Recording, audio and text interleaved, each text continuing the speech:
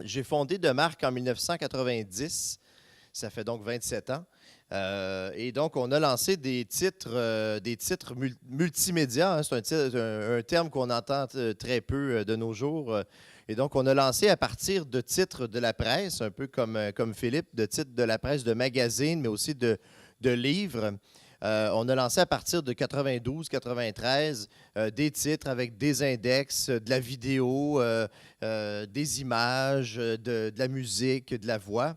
Alors, c'est sûr que de retomber dans le livre numérique tel qu'on le connaît aujourd'hui, c'est particulier pour nous. Alors, c'est ce qu'on a fait à partir ensuite de ça. Donc, on a eu une longue période de création de CD-ROM, de sites Internet et tout ça.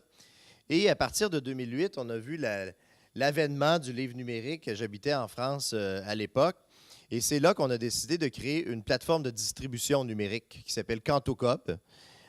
Et donc, qui est une plateforme qui permet aux éditeurs de distribuer des livres dans l'ensemble des points de vente, mais dans des bibliothèques également, j'en parlerai un petit peu plus tard. Donc, essentiellement, une boîte à outils de distribution qu'on a ensuite étendue dans d'autres pays européens. Donc, en Italie, dans un premier temps, avec eDigita.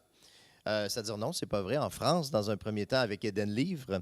Ensuite, en Italie, avec eDigita. Et plus récemment, en 2014, en Espagne.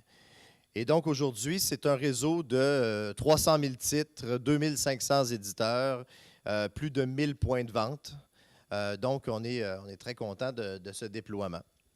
Quand Denis, en fait, on a ensuite de ça commencé à réfléchir au futur de l'entreprise et justement de l'évolution des types de contenus. Je ne vous reparlerai pas de la situation avec Adobe, mais bon, de la situation, de l'évolution des titres de contenu, des modèles qui changent, de l'inaccessibilité des gens d'Adobe.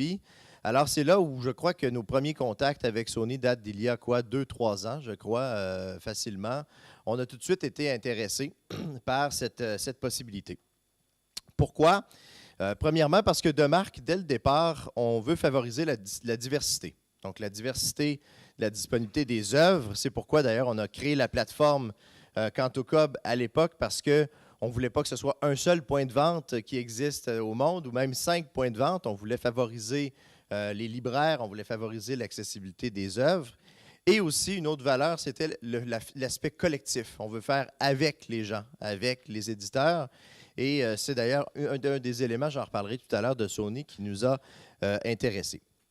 En 2011, on a ensuite, un peu dans les bibliothèques, on a vu qu'il y avait très peu de contenu francophone disponible. Et puis, on a décidé, avec BiblioPresto, Jean-François Cusson qui est ici, de créer une plateforme qui s'appelle Cantoc Station, donc qui est un outil de distribution dans les bibliothèques québécoises, qu'on a ensuite étendu en Europe, dans plusieurs bibliothèques françaises, belges, suisses également.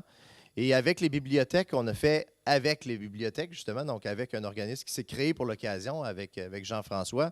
Et donc, aujourd'hui, notre réseau, un peu comme Numilog, donc aujourd'hui, on a 2000 bibliothèques qui utilisent ce système. Alors, pourquoi on s'est intéressé à Sony? Donc, premièrement, par la diversité des modèles disponibles, la diversité des possibilités, des modèles d'affaires. C'est une des choses qu'on a entendues beaucoup aujourd'hui. La diversité des contenus disponibles aussi. Donc, des types de contenus, la musique, on a des plans autour de ça, parce que là, aujourd'hui, on était un écosystème de livres numériques, mais on vise à aller plus loin avec l'intégration, les liens entre plusieurs types de contenus. Puis aussi, c'est un aspect que personne n'avait mentionné aujourd'hui. Jean-Marie en a un petit peu parlé. Mais pour moi, la DRM de Sony, c'est aussi des gens. C'est aussi l'accessibilité de personnes. Pour moi, Sony, c'est pas Sony, c'est Spiros, c'est Massimo, c'est Reinhardt, c'est Wolfgang qui sont accessibles et puis à qui on peut discuter, puis on peut développer des modèles ensemble, puis la technologie peut suivre derrière. Donc ça, c'est un aspect qui a été important. Sur la vision de DRM, Demarque, la décision qu'on a prise, nous, c'est d'être un peu agnostique, si on veut. Au Québec, par exemple, plus de 80 je ne sais pas si Bianca pourrait confirmer, mais autour de plus de 80 des contenus ne sont pas protégés par DRM hors bibliothèque, on s'entend. Donc, il y a une vision très sans DRM et on a souscrit à cette vision-là pendant longtemps. Maintenant, il y a des contenus qui nécessitent une protection, il y a des modèles qui nécessitent une protection. Qu'on parle des écoles où Demarc a été très présent, les bibliothèques, on n'a pas le choix d'avoir des DRM. Et c'est important d'offrir une diversité de types de DRM et de niveaux de protection et de sécurité. Demarc, on vient d'entrer chez Hydro-Québec, par exemple, dans des projets de bibliothèques privées qui ont des documents à circulation limitée, des documents protégés. Bon, on ne peut pas d'abord être sans DRM.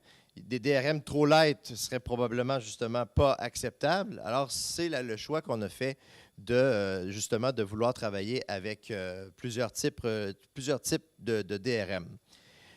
On commence là, donc on a commencé l'implantation. Ce que j'allais dire tout à l'heure, c'est que j'ai bien apprécié l'invitation de Denis de travailler ensemble ce projet. C'est à peu près le premier qu'on fait. On a des relations commerciales, mais c'est le premier projet où véritablement on travaille ensemble. Et puis vous avez vu, on a commencé à 4, on a fini à 8 entreprises, 10 entreprises. Demarc a aussi cette vision de travailler avec l'industrie. Hein. Souvent, on se réjouit d'avoir dans notre réseau 2500 éditeurs, 1000 points de vente, 2000 bibliothèques. C'est cette idée de travailler sur une infrastructure collective.